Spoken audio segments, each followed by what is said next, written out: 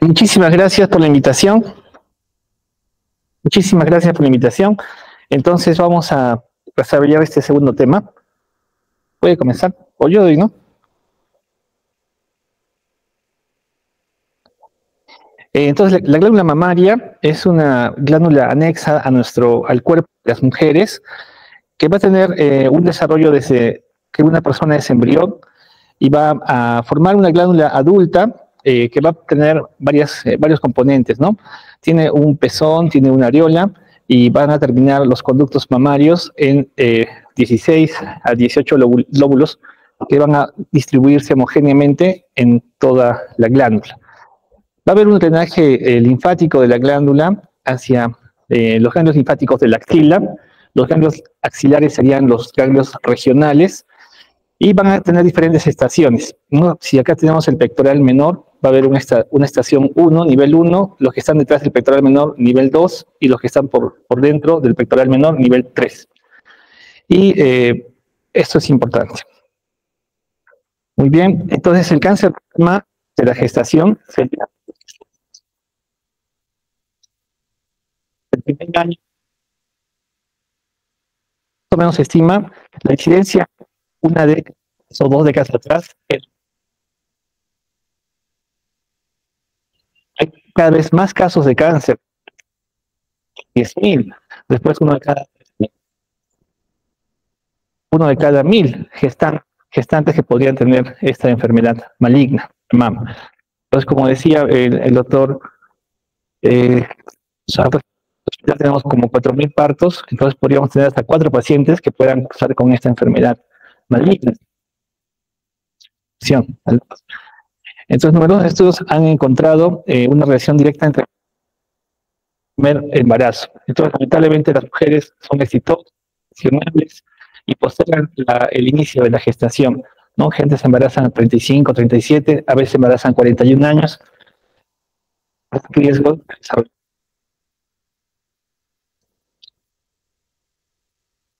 Antes en los controles, que es mayor de 40 años, tenemos que tener poner más énfasis en el examen de la mama.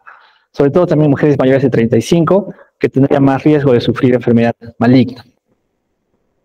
Entonces, la edad media más o menos el diagnóstico podría ser de repente 33 años en este grupo de pacientes gestantes. Entonces, aquí tenemos en esta tablita, que es de todas las enfermedades malignas, también el cáncer de mama es el cáncer más diagnosticado en las mujeres durante la gestación. Entonces, aquí tenemos los diferentes grupos de edades de las pacientes diagnosticadas por cáncer.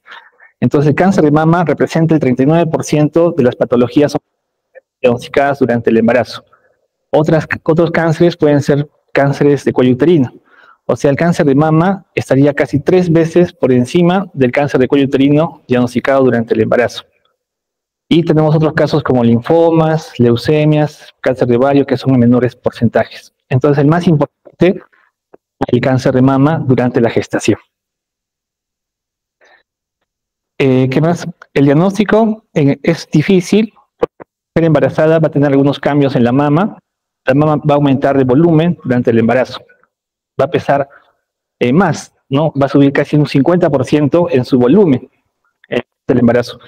Y la mujer puede pensar que, no, todos podríamos pensar que el desarrollo de esa mama va acorde con la gestación normal, pero tendríamos que tener más interés si la paciente presenta algún nódulo en la mama, ¿no? Sobre todo la mama izquierda, cuadrante superior externo,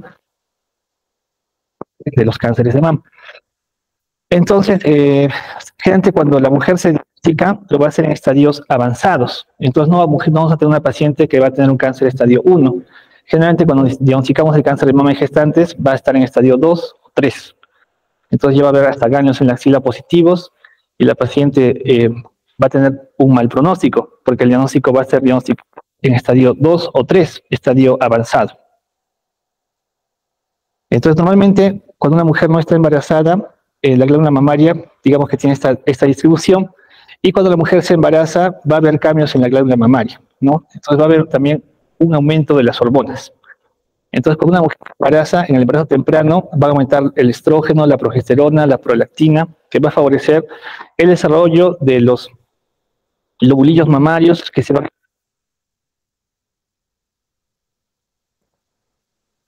o sea, dependiendo de 20 semanas,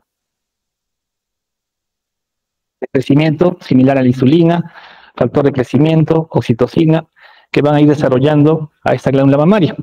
Cuando estamos en la fase tardía del embarazo, también va a haber aumento de hormona gonadotrofina, y cuando estamos en la lactancia, ya va también a haber más producción de repente de hormona a causar que la secreción mamaria salga hacia afuera. Y las glándulas, las hormonas que se elevaron progresivamente van a ir disminuyendo en la lactancia ya tardía. Muy bien. Entonces la mujer cuando está embarazada, por estos cambios hormonales, todas las gestantes van a favorecer que se desarrollen un tipo de cáncer que puede tener un componente que tenga receptor de hormonas negativos. Entonces las mujeres que son gestantes pueden desarrollar en el embarazo un tipo de tumor que tenga receptores de hormonas negativos, los cuales también no son de buen pronóstico. Eso tendría doble efecto. Entonces el embarazo a corto plazo produciría efecto favorecer el desarrollo de tumores de mama hormonales negativos, y a largo plazo, cuando la mujer ya va a pasar muchos años, una mujer que ha tenido varios hijos, puede tener en el futuro, de repente, cánceres de mama con receptores hormonales positivos. O sea, una mujer ya en la menopausia que tenía muchos hijos, que ha tenido varias gestaciones en el pasado, puede desarrollar de repente un cáncer de mama con receptores de hormonas positivos. Entonces, muy bien, hay que revisar el examen completo de las mamas, hay que ver también los ganglios linfáticos, y ese examen tiene que hacerse clínicamente, y también tenemos que hacerlo imagenológicamente. Entonces se puede hacer una ecografía de mama, se puede hacer una mamografía con una placa de protección abdominal, ¿no? Para proteger. En el carnet que nosotros siempre llenamos en consultorio, en una parte también dice que debemos realizar el examen de las mamas, ¿no? Y debemos de realizarlo, sobre todo en estas mujeres mayores de 35 años. Entonces, ¿qué más dice? Las mamas, la mayor parte también de nódulos que encontremos, porque sí va a haber muchas pacientes que van a tener nódulos, van a ser en el 80% de los casos nódulos benignos. Va a haber fibroadenomas, mujeres jóvenes van a tener quistes, pero tenemos que demostrarlo, ¿no? Con ecografía, para que sea claro que es un fibroadenoma, y así. Entonces, también la mujer, ella también va a ser tal vez la primera en detectarse el nódulo. Doctor, tengo ese nódulo, y va a venir y nosotros vamos a confirmar. Si el nódulo es altamente sospechoso, entonces tendríamos que también proceder a realizar una biopsia. No por el hecho de que sea una mujer embarazada, debemos de retrasar la toma de la biopsia. Debemos biopsiar a la paciente si estamos sospechando que la lesión es sospechosa de malignidad. Entonces, las pacientes que tienen embarazo, dice, mira, una paciente que no está embarazada, acá hay pacientes embarazadas y acá hay pacientes no embarazadas. Las pacientes que no están embarazadas, digamos, el cáncer estadio 1 va a ser diagnosticado en el 30% de los casos. En cambio, en las mujeres embarazadas, solo 15%. En estadio 2, las pacientes que no están embarazadas, el 46% va a ser diagnosticada en estadio 2. Pero en cambio, las mujeres embarazadas, 56%. Entonces, esto va a ser una diferencia de 0.035, y para el estadio 3, una mujer, ¿cómo se llama? No embarazada va a tener un diagnóstico de 23%, y una mujer que está embarazada, 27%. Y en relación a los marcadores tumorales, una mujer que tiene receptor de estrógeno y receptor de progesterona positivo, en las mujeres no embarazadas va a ser 74% de las pacientes con cáncer de mama con receptores positivos para estrógeno y progesterona. En cambio, las mujeres embarazadas, solamente 46%. Y esto sí es altamente significativo. Entonces, en el embarazo, las mujeres que van a tener diagnóstico de cáncer de mama, lo más probable es que van a tener receptor de hormona, o sea, de estrógeno y progesterona negativos. Y si son pacientes que tienen cáncer triple negativo, que el cáncer triple negativo es un tipo de cáncer muy agresivo. Entonces también, mujeres que no están embarazadas, solo 19% de todas las mujeres con cáncer van a tener cáncer triple negativo. En cambio, las embarazadas, hasta 37%. Entonces, casi es el doble, ¿no? Casi el doble de las mujeres que son embarazadas en relación a las que no están embarazadas, van a tener cáncer de mama negativo. O sea, tienen tipos de cáncer más agresivos. Muy bien, entonces aquí tenemos la clasificación de los estadios de la enfermedad. Principalmente un estadio 1 va a ser un tumor que es menos de 2 centímetros. Estadio 2, T2, perdón, es un tumor de 2 a 5 centímetros. T3, más de 5 centímetros. Y T4, no importaría el tamaño del tumor, pero sí se va a ver las metástasis a distancia. En los ganglios linfáticos, también un N1, donde vamos a encontrar diferentes N1-Mi, N1. Entonces, las pacientes que van a tener, según el número de ganglios, vamos a ir evaluando, ¿no? N2, una paciente que tiene metástasis en los niveles 1 y 2. N3, ¿dónde estamos? Aquí. N1. N2, pacientes que tienen de 4 a 9 ganglios en la axila. Entonces, si una paciente tiene 4 ganglios en la axila positivos, ya sería un N2, de 4 a 9 ganglios. Muy bien. Pacientes que tienen N3, que tengan más de 10 ganglios positivos en la axila. Entonces, si es una paciente que presenta, por ejemplo, 4 ganglios, estamos diciendo que sería un N2, correspondería a un estadio 3A. Entonces, generalmente esas pacientes que ya pueden tener estadio 2 o 3 cuando son diagnosticadas durante el embarazo. Y tenemos que poner mucha atención en el examen de la axila. Entonces, la ecografía tendría una sensibilidad buena en relación a los exámenes de imagen para detectar las lesiones de la mama y las que son sospechosas. Entonces nos va a decir, una ecografía de mama va a ser de repente 4B. Entonces decimos, uy, un BI-RADS 4B. Entonces, si la imagen es BI-RADS 4B, tenemos que proceder a hacer una biopsia. Entonces, no se recomienda la biopsia con aguja fina, se recomendaría mejor el uso de la aguja gruesa para tomar una adecuada muestra de tejido. Y esta muestrita se le puede hacer marcadores también de inmunohistoquímica para ver si esa lesión tiene marcadores positivos para tumores malignos. Entonces, en una ecografía de mama podemos encontrar imágenes redondeadas, de repente quistes o fibroadenomas, que hemos dicho que va a estar en el 80% de las pacientes con cáncer, con nódulos mamarios, o podemos encontrar también imágenes que son irregulares, que son heterogéneas, con ecos hiperecogénicas, hipoecogénicas, con vascularidad, con bordes espiculados, y estas serían las sospechosas de malignidad, ¿no? Que tenga una vascularización también periférica aumentada. La mamografía tendría una sensibilidad del 68 al 90%. A veces cuando el tumor está presente en la gestante, es doloroso. También a veces la mujer no va a querer realizarse la mamografía por temor de irradiar al bebé, pero como le digo, con una placa protectora se podría realizar. Entonces serviría sobre todo para ver microcalcificaciones cuando hay un nódulo. Cuando no es muy fácil de palpar el nódulo, se pueden palpar mejor, se pueden diagnosticar mejor las microcalcificaciones sospechosas con la mamografía. Entonces hacemos la mamografía y se hace de repente también una ampliación. Entonces, si vemos un área que tiene microcalcificaciones, podemos hacer una magnificación. Entonces se pide una magnificación y se detectan las microcalcificaciones y ahí se debería tomar la biopsia para buscar una tumoración, un cáncer de mama. Entonces la ecografía, la resonancia magnética también puede ser utilizada para el diagnóstico del cáncer de mama, pero como les decía, a veces no todas las instituciones pueden realizar resonancias magnéticas de mama. Entonces, para hacer la resonancia magnética, se recomienda que no tengan contraste, porque estos contrastes, tanto en la tomografía también, que se usa el contraste de yodo, o en la resonancia que se usa el gadolinio, entonces se considera que son dañinas para el embarazo. Entonces se prefiere hacer imágenes de tomografía o resonancia sin contraste en la gestación. Entonces aquí hay una resonancia donde se está viendo cómo resalta la tumoración maligna. La tomografía serviría sobre todo para hacer exámenes de extensión de la enfermedad y, bueno, de preferencia, como le decía, sin contraste. Entonces aquí tenemos una tumoración en la mama, se ve que no hay metástasis dentro del tórax. Esta sería la tumoración, sobre todo para estadiar a la paciente, si está con alguna sospecha de metástasis. Y otro examen que sería la gamografía ósea, pero también no se recomendaría en el embarazo o la lactancia, porque tiene también efectos, usa radiofármacos endovenosos que serían nocivos para el bebé.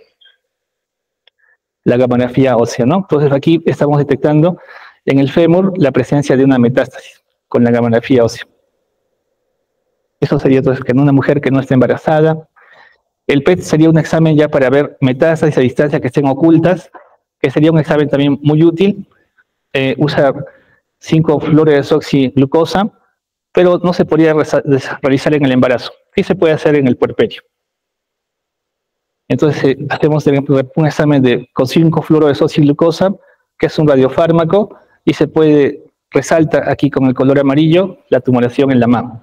Y las metástasis que son ocultas, que pueden estar a distancia, porque esto es de cuerpo completo, serviría también para detectar metástasis a distancia que no se pueden ver fácilmente. Usa radionúcleos, ¿no? Muy bien. Después, los exámenes de patología, les decía principalmente, estas pacientes van a tener, las mujeres embarazadas, receptor de estrógenos y receptor de progesterona negativos. En algunos casos también van a ser receptor ER2 negativo y van a ser también, tal vez, casos con más casos de triple negativo. Muy bien. Entonces, esos serían, ¿no?, los casos que van a presentar las patologías de la mama. El tratamiento, se debe de recomendar el tratamiento según el estadio que tiene la paciente. Si está en estadio 1, se podría hacer una cirugía conservadora de mama con biopsia de ganglio centinela de la axila. Y si está en estadio 3, se le puede iniciar con quimioterapia neoadyuvante y después hacer una mastectomía radical con vaciamiento de ganglios axilares. Entonces, antes se recomendaba en estas guías, estas son las guías norteamericanas que sirven mucho para el manejo de los pacientes con cáncer. Aquí se recomendaba antiguamente, esta es la guía 2024, en las guías pasadas, en el 2018 o 2010, se recomendaba hacer un aborto terapéutico cuando se diagnosticaba el embarazo en el primer trimestre.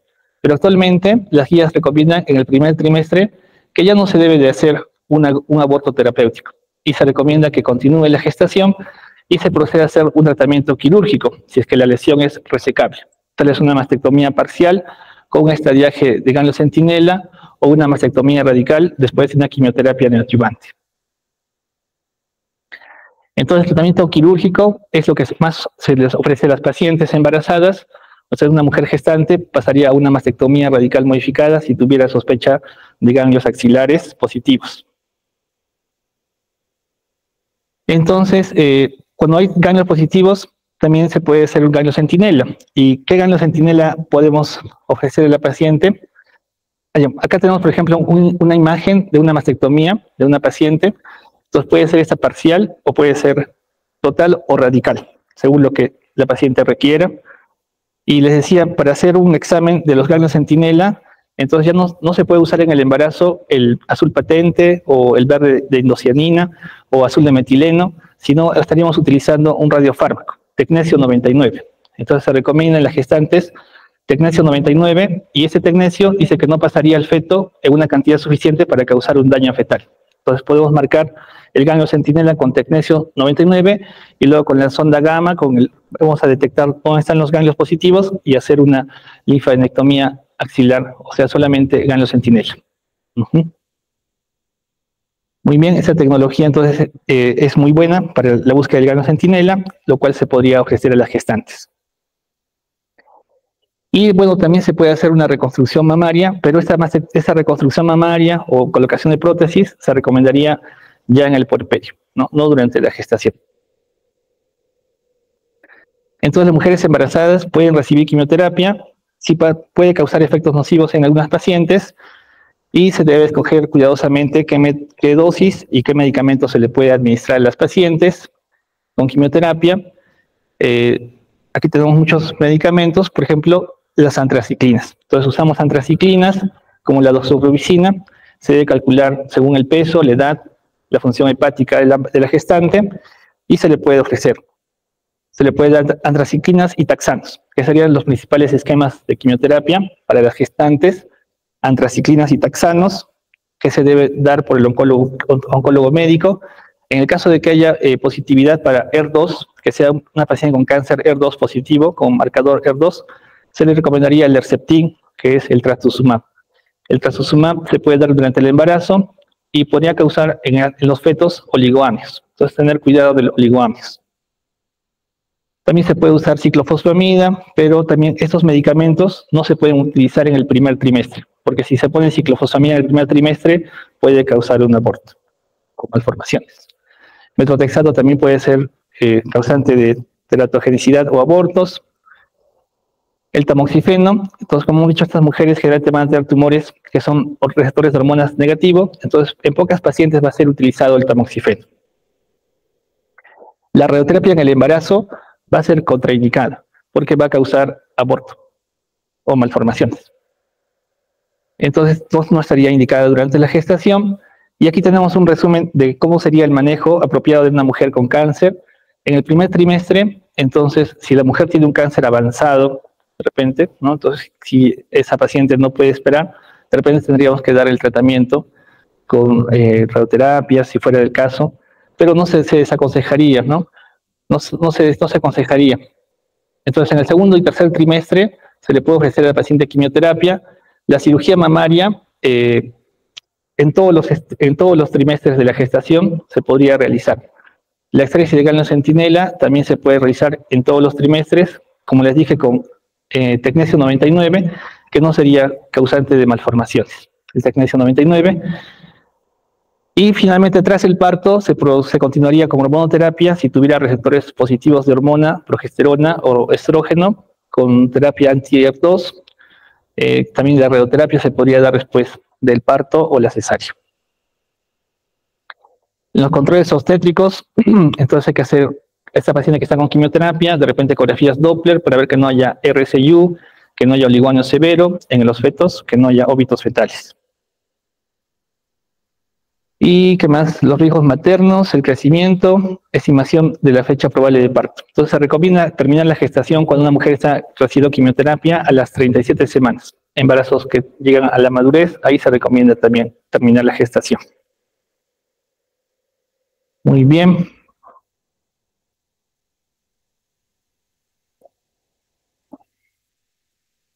Entonces, las mujeres que reciben quimioterapia, si está con la quimioterapia en el puerperio, no debería darle la carga. Finalmente, una mujer que ha tenido cáncer de mama, el embarazo parece que no incrementa su supervivencia, y si una mujer ya tuvo cáncer de mama, se recomienda que espere 2 años después del tratamiento del cáncer para intentar una nueva gestación. Entonces, las mujeres que han tenido cáncer de mama durante la gestación, no se les contraindica que se vuelvan a embarazar, sino 2 años después que han terminado el tratamiento, pueden quedar embarazadas nuevamente. Muchas gracias.